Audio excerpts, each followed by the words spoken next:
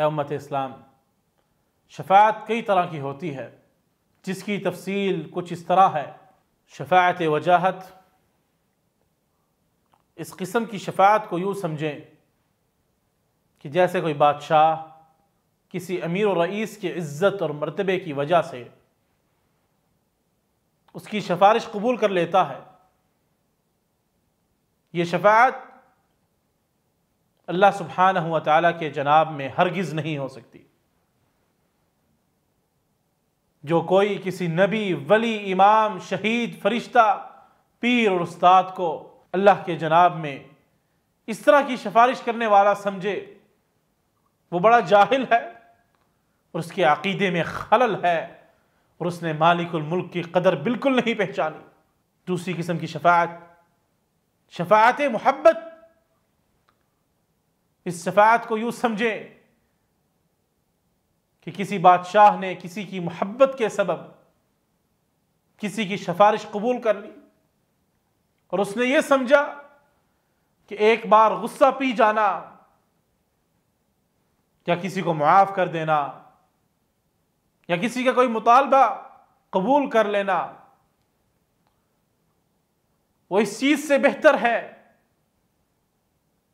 جو اس سفارشی محبوب کے ناراض ہو جانے سے مجھے لاحق ہوگی۔ اس طرح کی شفاعت بھی اللہ کے دربار میں کسی طرح ممکن نہیں ہے۔ تیسری قسم، شفاعت بالاذن۔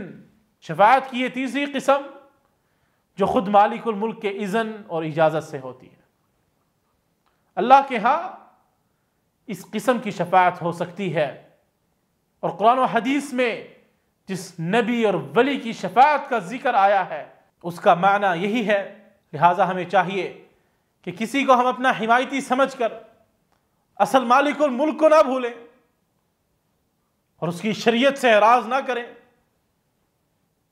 بلکہ جو حکم مالک الملک نے دیا ہے اس پر عمل کریں۔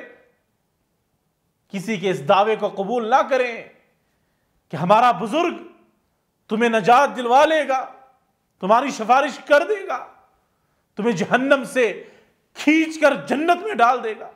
کیونکہ اولیاء اللہ کی اور انبیاء کی اور نیک بندوں کی شان تو یہ ہے کہ الحب فی اللہ والبغض فی اللہ، اللہ ہی کے لیے محبت اور اللہ ہی کے لیے نفرت۔ لہٰذا اگر آپ شریعت اسلامی کو نہیں مانتے، کسی بزرگ کے قول کو مانتے ہیں، اس کے مرید نے آپ کو یہ کہا ہے کہ ہمارا ولی بچا لے گا، تو یاد رکھنا کہ وہ ولی آپ کو نہیں بچا سکتا۔ اس کی دو وجوہات ہیں۔ پہلی وجہ یہ ہے کہ کوئی بھی شفاعت مالک الملک کی اذن کے بغیر نہیں کر سکتا۔ دوسری وجہ یہ ہے کہ ہر ولی کی شان یہ ہے کہ وہ محبت کرتا ہے تو اللہ کے لیے کرتا ہے، کسی کی سفارش کرے گا تو مالک الملک کے اذن سے کرے گا، اور جو مالک الملک کے فرامین پر عمل نہیں کرتا وہ اس غلط فہمی کا شکار نہ رہے کہ کوئی بزرگ یا کوئی ولی اس کو بچا لے گا۔